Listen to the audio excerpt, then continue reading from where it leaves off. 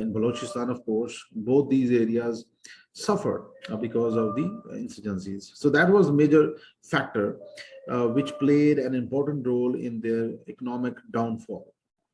India is still growing, but at the same time, their 50% of population is below the poverty line. On the other side, there are some environmental issues as well, because India and Pakistan both have suffered a lot because of the environmental issues. You have seen floods of 2009 and 2010. Most parts of Pakistan, especially Punjab, they were underwater. Monsoon patterns have changed because of that. Many parts they are not getting adequate rains, and that's why these parts are facing serious food insecurity. Then you got poor literacy rate, and that is the major factor behind terrorism and extremism. In any part of the world, if there is the population is illiterate, automatically they are prone for violence, they are prone for terrorism and extremism, radicalization. So this is what we have seen in Africa, this is what we have seen in Middle East, this is what we have seen in Afghanistan, Pakistan, FATA. So poor literacy rate is one of the factors which is contributing in the downfall of these economies. And stagnant demographic transformation, that is also one of the things that people are now moving from rural areas to urban areas, and the urban areas are now facing serious challenges of the demographic change. So we were discussing about the Indian poverty issue, and if you look at about 270 million Hindus or Indians, they are poor, they are below the poverty line, and now the situation is getting worse day by day, especially the areas like Uttar Pradesh, Bihar, Jharkhand, Odisha, Chhattisgarh, Rajasthan, Madhya Pradesh, all these areas. And these areas are also the insurgency prone areas. So this is the reason that most of the Indian population is facing serious challenges. 1 in 5 Indians is poor, which makes India one of the poor countries in the world. But their central economy, that is good, that is growing, but overall their population is too big. You can't feed such a huge population, and you can't, play any major role.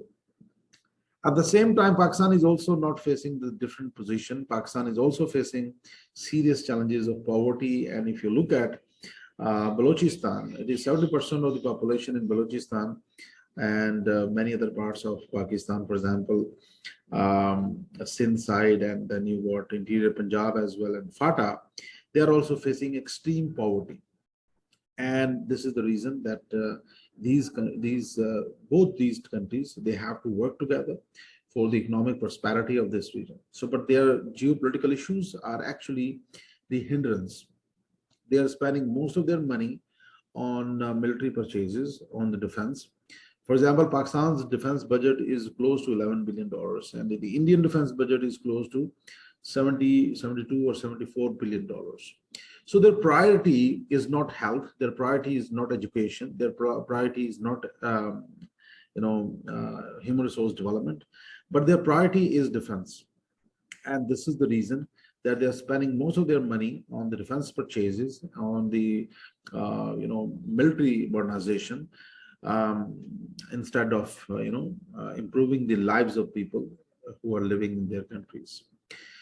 So South Asia has multiple global effects as well, because it consumes substantial global resources for refugee assistance, food programs, peacekeeping, and stabilization. For example, the UN resources are utilized in this region, which is called South Asia, because it is facing insurgencies, it is facing terrorism and extremism challenges, and other issues. For example, Afghanistan.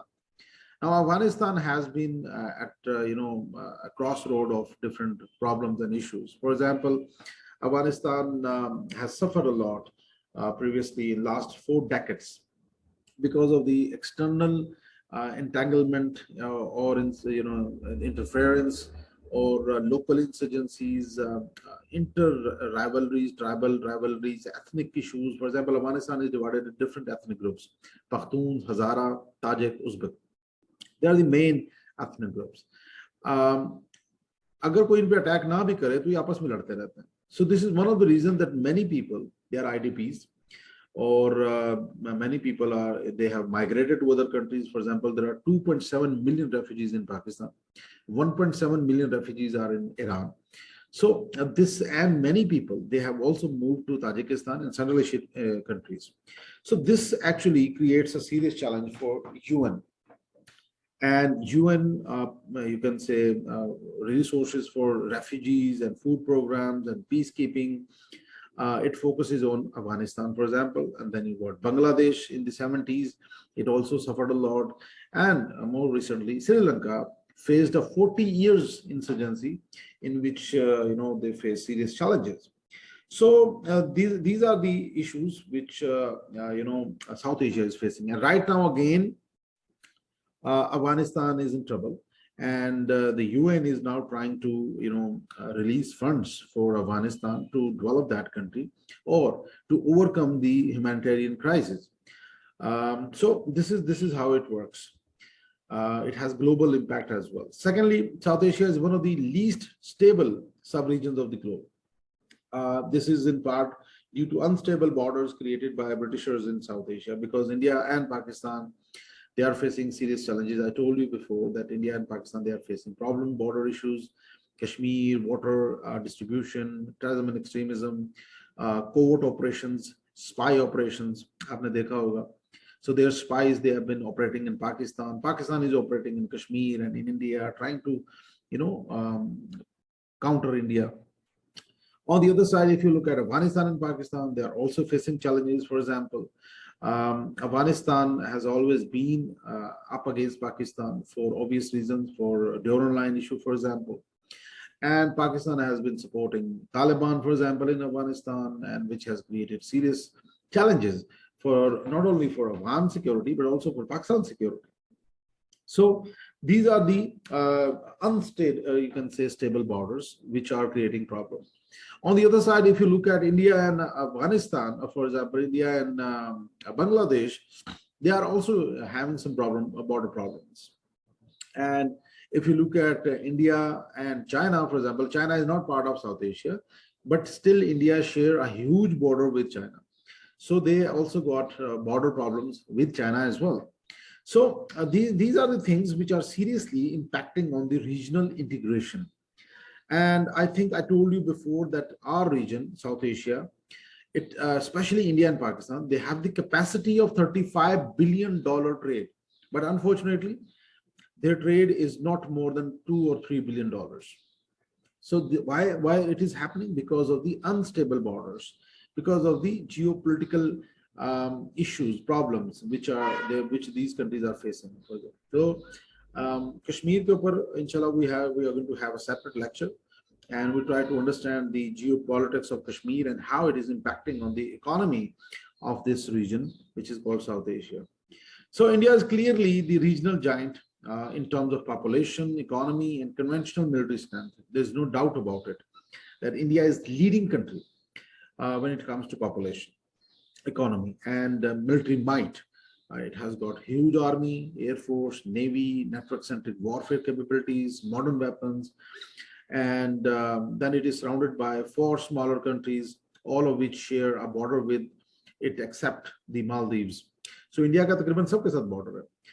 और India के जो border है, India has got problems with all these countries, almost all these countries. For example, it has got problem with Pakistan, it has problem with Bangladesh, it had problem with Sri Lanka, it has problem with other countries in the region, Nepal, for example, and other smaller countries.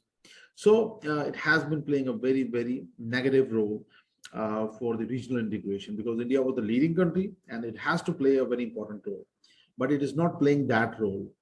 India is trying to be a hegemon of this region, South Asia, and that is one of the irritant which is not connecting this region in a way that was required.